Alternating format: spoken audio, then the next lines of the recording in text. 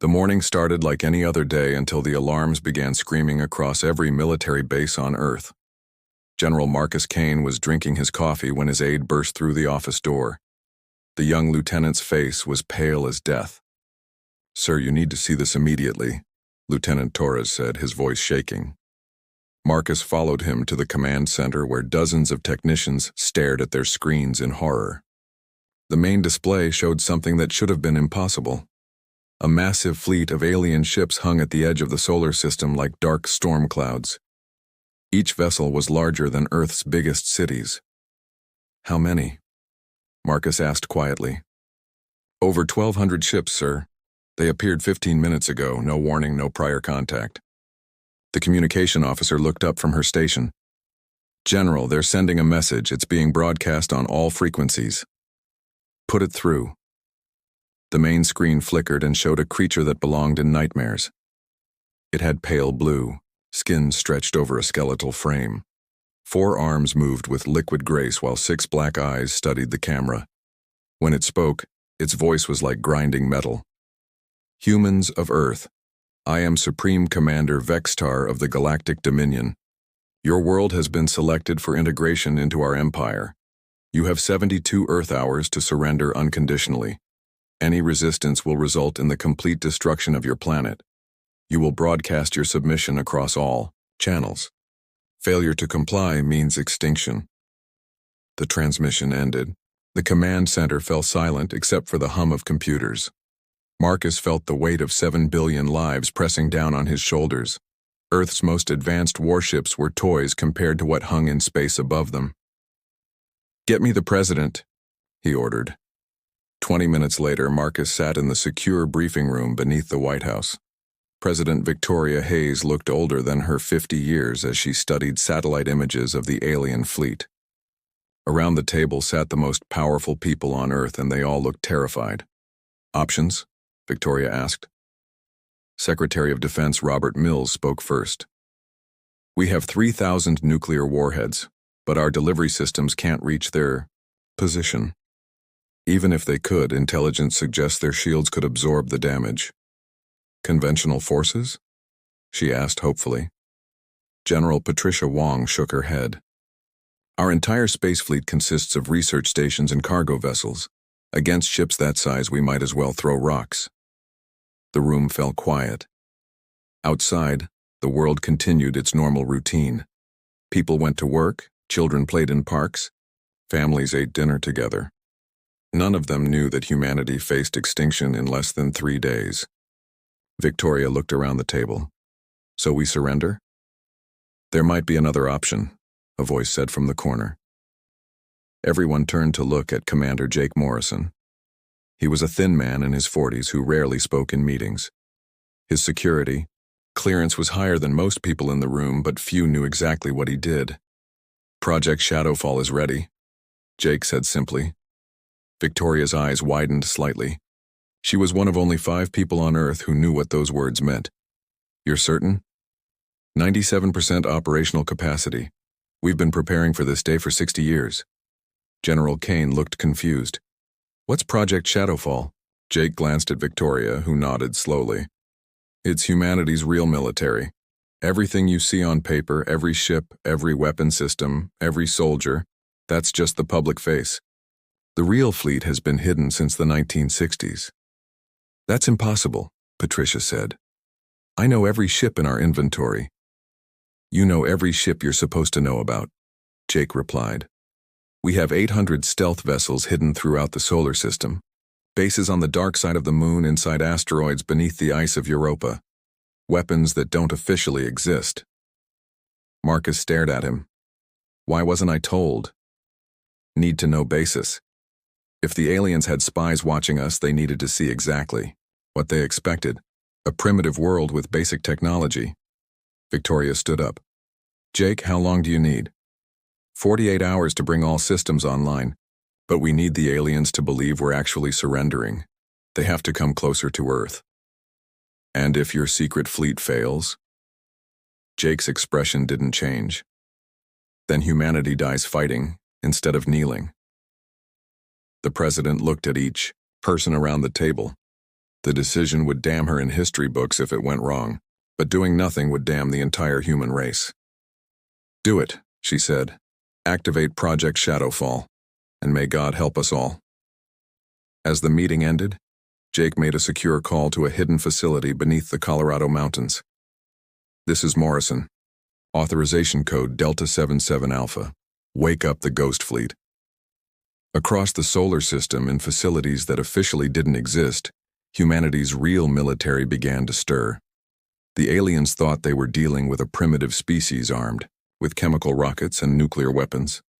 They were about to discover that appearances could be very deceiving. The countdown to humanity's survival had begun. 24 hours after the alien ultimatum, Ambassador David Walsh stood before the cameras with tears streaming down his face. His hands trembled as he held the prepared statement. Behind him, the flags of Earth's nations hung like funeral shrouds. "To the mighty Galactic Dominion," David began, his voice breaking. "Earth accepts your terms completely. We cannot stand against your overwhelming power. Our military forces are standing down. Our weapons are being deactivated. We beg only for mercy for our children." He paused, wiping his eyes. The performance was so convincing that even the camera crew felt genuine pity. What they didn't know was that David's tears were real, but not from fear of the aliens. He wept knowing that if Project Shadowfall failed, his children would never forgive him for this lie. "We surrender unconditionally to the Galactic Dominion. Please show compassion to our people. We will serve the Empire faithfully." The transmission ended. Around the world, military bases began shutting down in full view of alien scanners. Nuclear silos opened their doors, showing empty chambers. Aircraft were grounded, their pilots sent home. To any observer, Earth was dismantling its defenses completely. On the Dominion flagship Eternal Conquest, Supreme Commander Vextar watched the human surrender with satisfaction. His tactical officer, Subcommander Theiss, analyzed the data streams. "Commander, human military activity has dropped 94%. Their orbital platforms are powering down. Ground forces are returning to civilian populations." Vextar's forearms moved in a gesture of triumph. In 300 years of conquest, he had never seen such complete capitulation. Pathetic. Most species require at least token bombardment before surrendering. These humans are even weaker than our intelligence suggested. "Orders, Commander. Move half our fleet to Earth orbit. Begin occupation preparations. Leave 600 ships here as reserve. This conquest will be completed within one cycle." What Vextar couldn't see was the activity happening in the shadows of the solar system. On the dark side of the moon, massive doors were sliding open in crater walls. Commander Jake Morrison stood in the control center of Lunar Base Omega, watching as humanity's secret fleet awakened after decades of waiting. "Status report," Jake ordered. Captain Nina Volkov looked up from her console. She had trained for this moment her entire life, like her parents and grandparents before her. 200 ships now online, another 300 coming up from cold storage. The asteroid yards report 400 vessels ready for combat. Jake nodded. Project Shadowfall had been humanity's greatest secret. While the world watched primitive rockets struggle to reach orbit, engineers had been building a true space navy. Fusion drives, plasma weapons, stealth technology, decades ahead of anything publicly known. What about the Cyber Warfare Division? Dr. Lucas Grant reports his teams are ready. The moment alien ships connect to our networks for occupation data, we'll have access to their entire fleet. Jake smiled grimly. And Captain Santos? Fighter Squadron Alpha stands ready. 2,000 stealth fighters, all piloted by volunteers who officially don't exist. Across the solar system, similar scenes played out. In the asteroid belt, Captain Rex Murphy commanded a battleship hidden inside a hollowed-out rock. His crew had lived in secret for 10 years, waiting for this day. On Europa, Admiral Rebecca Stone oversaw a submarine fleet designed to fight in space instead of oceans. The alien fleet began moving toward Earth, confident in humanity's surrender. Vextar studied tactical displays showing Earth's major cities. The planet would make an excellent addition to the Dominion. Humans would serve as useful workers once properly subdued. "Commander, This reported. We're receiving data requests from Earth's governments. They're asking about occupation procedures, tribute requirements, population management. Good. Fear makes them eager to please. Send them standard integration protocols. What Vextar didn't realize was that every data packet exchanged was being analyzed by Dr. Lucas Grant's team. Hidden in bunkers beneath Earth's surface, humanity's best hackers studied alien computer systems. Each communication revealed more about Dominion technology, weaknesses, command structures. We're in, Lucas announced to his team. Their security assumes no primitive species could threaten their networks. We have access to their navigation, communication, even weapon systems. Meanwhile, the fake surrender continued. Television broadcasts showed crowds of humans welcoming their new alien overlords. Military parades featured soldiers laying down their weapons. World leaders made speeches about peaceful cooperation with the Dominion. But in hidden facilities, a different kind of preparation was taking place. Pilots climbed into fighters that officially didn't exist. Marines checked weapons that weren't supposed to be invented for another century. Engineers powered up ships that could match anything in the alien fleet. Captain Nina Volkov sat in the command chair of the stealth destroyer Silent Thunder. Around her, the crew ran final system checks. Her ship was invisible to alien sensors, hidden by technology reverse-engineered from crashed UFOs decades ago. All stations report ready, her first officer announced. Good, remember we strike fast and hard. Hit their command ships first, then their communications array. Without coordination, their numerical advantage becomes a weakness. As the alien fleet approached Earth, they had no idea they were flying into the greatest trap in human history. What appeared to be a helpless planet surrendering in terror was actually a predator preparing to strike. The deception was nearly complete.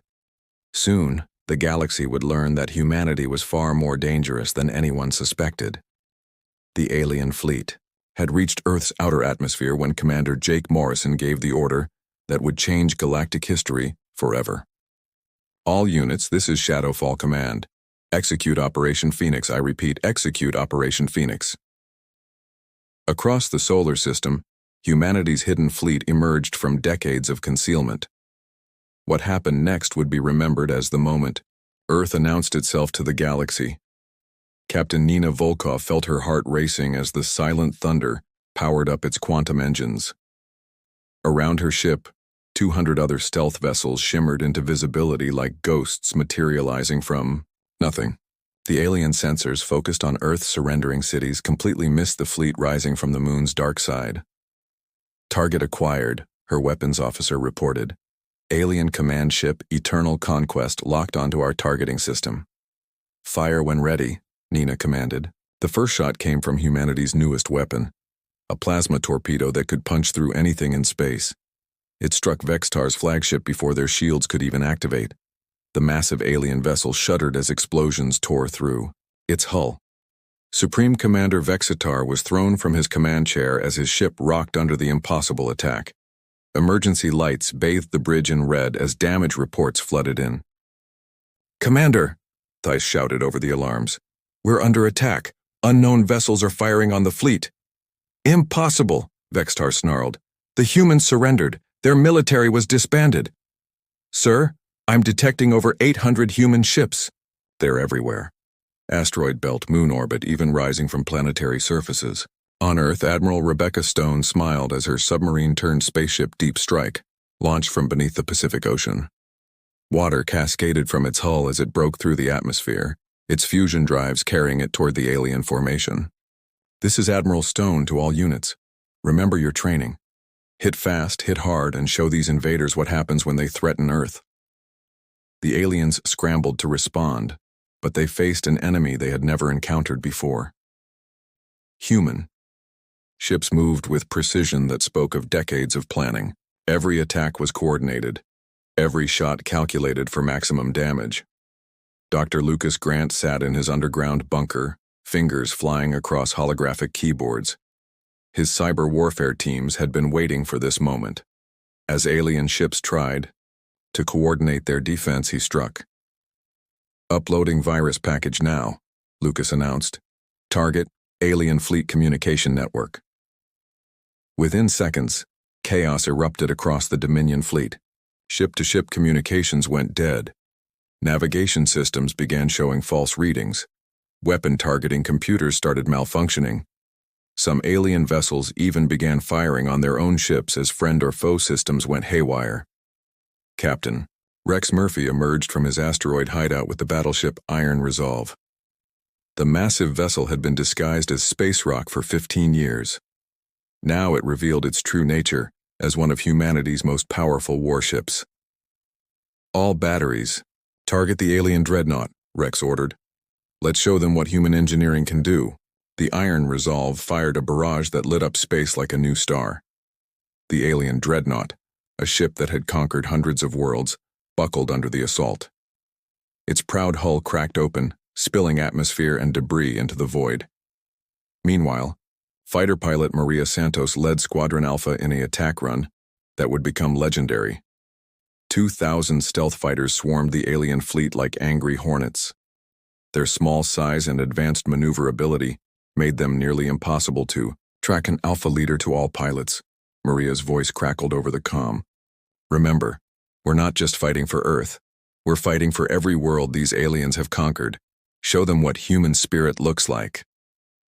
Her fighter dove between two alien cruisers, plasma cannons blazing. Each shot was perfectly placed, targeting critical systems with surgical precision. Behind her, the squadron followed, turning the space around Earth into a deadly light show. Vextar watched his invasion fleet being torn apart by an enemy that wasn't supposed to exist. In 300 years of conquest, he had never faced resistance like this. These humans fought with a coordination and ferocity that defied belief. Sir, we've lost 40% of our ships, Theiss reported. Our communication network is compromised. Our targeting systems are malfunctioning. How is this possible? Vextar demanded. Our intelligence said they were primitives. Commander. Jake Morrison's voice suddenly filled every alien ship as Dr. Grant hijacked their communication systems. Attention, Galactic Dominion Fleet. This is Earth Defense Command. You came here expecting to find a helpless world. Instead, you found a species that has been preparing for your arrival for 60 years. We know about your empire. We know about your conquests. And we know how to stop you. The battle raged across Earth's orbital space as humanity's secret fleet proved their worth. Ships that had been built in hidden yards, crewed by people who officially didn't exist, and armed with weapons decades ahead of public technology, were systematically dismantling an invasion force that had never known defeat. For the first time in Dominion history, the hunters had become the hunted. The galaxy was about to learn that Earth was not a helpless world waiting to be conquered. It was a sleeping giant that had finally awakened. The battle had been raging for 2 hours when the real test of human ingenuity began. Supreme Commander Vextar, his flagship barely functional, activated his emergency beacon. Across the galaxy, Dominion reinforcements received the call for help. Sir, long-range sensors detect incoming ships, reported Lieutenant Torres from Earth's command center. Approximately 600 vessels arriving in 40 minutes. General Marcus Kane studied the tactical display. Humanity had surprised the first wave, but now they faced a larger, prepared enemy. Jake, can we handle reinforcements? Commander Jake Morrison smiled coldly.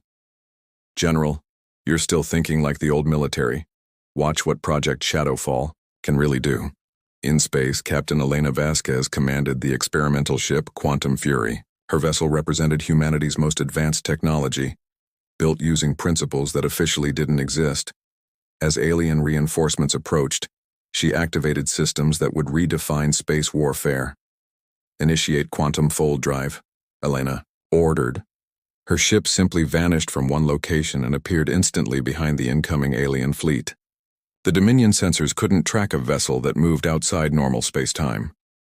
Elena's ship fired precision strikes at enemy engines before disappearing again. Impossible! Vextar roared as reports flooded in. No species possesses fold technology. We destroyed the ancients millennia ago. What he didn't know was that humanity had found ancient ruins on Mars decades earlier. While the public watched rovers search for water, secret teams had been reverse engineering technology from a dead civilization. Meanwhile, Captain Diana Foster led the stealth carrier, Invisible Storm, into the heart of the alien formation. Her ship looked like empty space to enemy sensors, but it carried 200 advanced fighters and humanity's newest weapon. "Deploy the hunter-killer drones," Diana commanded. Thousands of small, intelligent machines poured from her ship like a metal orb. Each drone was programmed with one purpose: find alien ships and destroy their vital systems. They moved too fast for alien point defense systems and were too small for heavy weapons to target effectively. The drones swarmed through the alien fleet like a plague of metal locusts. They attached to enemy hulls, burned through armor with molecular saws, and detonated inside critical systems. Within minutes, dozens of alien ships were drifting helplessly as their life support and engines failed. Fighter pilot Maria Santos regrouped her squadron for another attack run. Her pilots had trained in simulations based on captured alien technology. They knew every weakness, every blind spot, every tactical flaw in Dominion ship design. "Alpha Squadron, form up for Precision Strike Pattern Santos 7, she ordered. The human fighters moved in perfect coordination, weaving between alien ships like dancers performing a deadly ballet. Their plasma weapons found gaps in enemy shields that the aliens didn't even know existed. Each shot was placed with surgical accuracy, turning massive warships into floating debris. On the alien command ship, Sub-Commander Thys struggled to make sense of the battle reports. "Sir, the humans are using technology we've never encountered. Their ships appear and disappear at will. Their weapons seem to ignore our defensive systems." Vexitar's forearms trembled with rage. "These primitives cannot possess such advanced capabilities. Our scouts reported a species barely capable of orbital flight." "Sir, perhaps our intelligence was deliberately misled," Thys suggested carefully. Back on Earth, Dr. Lucas Grant was orchestrating the cyber warfare campaign that would become legendary. His teams had infiltrated every alien system, turning the enemy's own technology against them. "Initiating Protocol Medusa," Lucas announced. Across the alien fleet, every computer screen began displaying a single image: the flag of Earth. But this was more than propaganda. The image carried a hidden data package that infected alien systems at the quantum level. Navigation computers began calculating impossible courses. Life support systems started conserving oxygen by putting crew into forced hibernation. Weapon systems turned their targeting lasers into communications arrays. Admiral Rebecca Stone coordinated the submarine fleet's final assault. Her ships, designed to fight unseen beneath Earth's oceans, proved devastatingly effective in the three-dimensional battlefield of space. "All vessels, execute depth charge pattern Delta," Rebecca commanded. The submarine spaceships released their payloads, gravity mines that created localized space-time distortions. Alien ships found themselves trapped in areas where physics worked differently. Some were compressed into impossibly small spaces. Others were stretched across vast distances. A few simply ceased to exist as their matter was converted to pure energy. The reinforcement fleet arrived to find their comrades being systematically destroyed by an enemy they couldn't understand. Human ships fought like nothing in Dominion experience. They appeared from nowhere, struck with impossible precision, and vanished before retaliation was possible. Commander Jake Morrison watched the battle from his secret command center. 60 years of preparation were paying off. Humanity had learned from every alien encounter, studied every piece of crashed technology, and built countermeasures for every known Dominion tactic. "Sir, alien fleet cohesion is breaking down," reported his tactical officer. "They're attempting to retreat." Jake nodded. "Let some of them go. The galaxy needs to know what happened here." As the remaining alien ships fled Earth's solar system, they carried with them a message that would change galactic politics forever. Humanity was no longer a primitive species to be conquered. They were a new power, one that combined advanced technology with the fierce determination that had carried them from cave dwellers to star conquerors. The age of easy conquest was over. The age of humanity had begun. 6 months after the Battle of Earth, Supreme Commander Vexitar sat in chains aboard the human flagship Indomitable Spirit. The once mighty leader of the Galactic Dominion now faced trial before representatives of dozens of liberated worlds. Admiral Rebecca Stone stood before the assembled court, reading the charges. Vextar of the former Dominion, you stand accused of genocide against 47 species, enslavement of billions, and crimes against galactic civilization. The broken alien commander looked up with his 6 eyes. How did you know? How did primitives like you prepare for our arrival? President Victoria Hayes stepped forward, no longer the worried leader from months before, but now the head of Earth's emerging galactic government. We weren't primitives, Vextar. We were students. Every time your empire destroyed a civilization, survivors escaped to remote systems. Some found their way to Earth. She gestured to a group of beings representing dozens of species. The Zephyrians taught us about your tactics. The Crystalline Collective shared their technology. The Void Walkers showed us how to hide our ships. For 60 years, refugees from your conquests helped us prepare. Commander Jake Morrison, now wearing the uniform of Earth's Space Marshal, continued the explanation. Project Shadowfall wasn't just about building ships. It was about building hope. Every species you thought you destroyed completely left survivors who dreamed of revenge. Captain Nina Volkov entered the courtroom wearing the insignia of the new Terran fleet. Her Silent Thunder had become the flagship of liberation fleets freeing worlds across the galaxy. Your empire fell because you never learned the most important thing about conquest. The oppressed never forget, and they never stop planning. 3 months after Vextar's trial, Earth had become the center of a new alliance. The Terran Coalition included 40 liberated worlds and was growing daily. Species that had hidden in dark corners of the galaxy for centuries emerged to join humanity's fight for freedom. Dr. Lucas Grant, now head of Galactic Communications, worked from a space station orbiting Earth. His cyber warfare techniques had been shared with allied worlds, creating a network that former Dominion remnants couldn't penetrate or corrupt. Sir, we're receiving surrender requests from 12 more Dominion outposts, his assistant reported. They want to join the coalition. Lucas smiled. Accept them, but full technology sharing and democratic reforms are required. No more empires. Captain Elena Vasquez commanded the exploration ship New Horizons, leading missions to contact isolated civilizations. Her quantum fold technology had revolutionized galactic travel, bringing distant worlds within reach of liberation forces. Captain, we're approaching the Andorian system, her navigator reported. They've been under Dominion control for 200 years. Signal them, Elena ordered. Tell them Earth remembers its promise. No world stands alone anymore. On Mars, in the ancient ruins where humanity first learned about galactic civilization, archaeologist Dr. Marcus Webb made discoveries that explained everything. The ruins weren't from just one civilization, but from dozens of species who had tried to resist the Dominion throughout history. They all came here, Marcus reported to the Coalition Council. Earth wasn't chosen randomly by refugees. This was a planned gathering point, established by the ancients before their fall. They knew someday a species would arise here capable of uniting the galaxy. Fighter pilot Maria Santos, now a general, led the Coalition's rapid response forces. Her pilots came from 20 different species, all united by their determination to prevent future genocides. General, we have reports of Dominion holdouts in the Outer Rim, her aide reported. Prep the fleet, Maria ordered. No remnant survives to restart the cycle of conquest.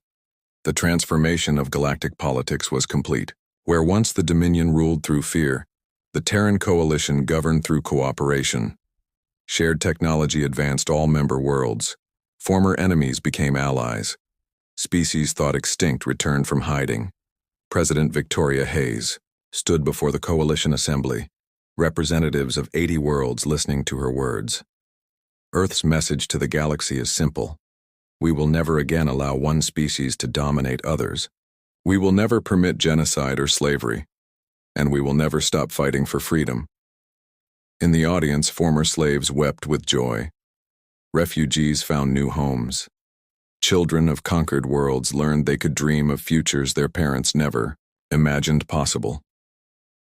Commander Jake Morrison, now retirement age, watched the ceremony from his office. Through the window, he could see ships from dozens of worlds docked at Earth's orbital stations. The secret fleet he had spent decades building was now just part of a vast armada dedicated to protecting galactic freedom. His successor, Captain David Chen, knocked on the door. "Sir, the new fleet status reports are ready. We now have ships stationed in every major system." Jake smiled. "Good. But remember, David, the moment we start thinking like an empire is the moment we become what we fought against." As the ceremony concluded, beings from across the galaxy looked to Earth not as conquerors, but as liberators. Humanity had proven that a species could gain power without losing its soul. They had shown that the oppressed could become the defenders without becoming oppressors. The galactic dominion was dead. In its place rose something the galaxy had never seen before. An alliance built on hope instead of fear, cooperation instead of conquest, and the simple belief that all intelligent life deserved freedom. Earth's greatest victory wasn't defeating the aliens. It was proving that a better galaxy was possible,